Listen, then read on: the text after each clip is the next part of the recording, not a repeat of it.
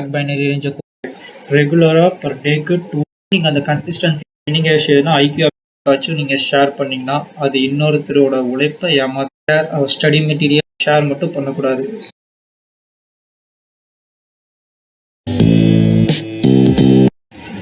So இது வந்து support இந்த 50%. அதே மாதிரி gap up gap down SNR. So இந்த இடத்துலயே நீங்கள் பிளேஸ் பண்ணக்கூடாது. இந்த இடத்துல பாருங்க சின்ன கேப் இருக்கு. இந்த கேப்பை பிரேக் அவுட் ஆனதுக்கப்புறம் ஃபுல்லாகவே விட்டுருங்க.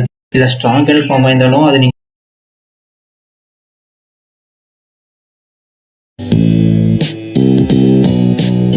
ஃபார்ம் ஆகுது. ஓகே, இந்த மாதிரி ஆப்ஷன் போகக்கூடாது.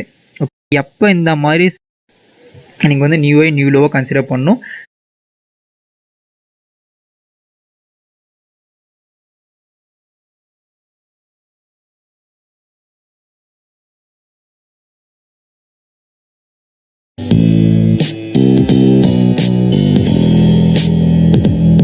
எடுத்துக்கணும். ஓகேவா, லைன்லேருந்து நான் ட்ரேட் மார்க் பண்ணியிருக்கேன். Okay, and it's a winning trade.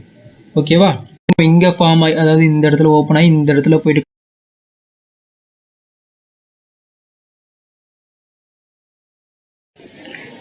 Hello trader மாதிரி ஓப்பன் ஆகிருந்தா அப்போ பையர்ஸ் வருவாங்க. ஓகேவா, வெயிட் நான் கிளியராக எக்ஸ்பிளைன் பண்ணுறேன். வந்து என்ட்ரி ஆகலாம். அப்படி இல்லைன்னா seeing some strong buyers entry. இப்போ நம்மளுக்கு கிரீன் கேண்டில் வந்திருக்கு. ஸோ நெக்ஸ்ட் நமக்கு வந்து இந்த ஆனால் நியர்பை எங்கே இருக்குது அப்படின்னு பார்த்தீங்கன்னா இதுதானே நியர்பை ஏரியா. ஃபாலோ பண்ணோமா அப்படின்னு சொல்லிட்டு நமக்கு தெரியாது, ஐடியா இல்லை. ஓகேவா, ஓகேவா. ஸோ நவ் இப்போ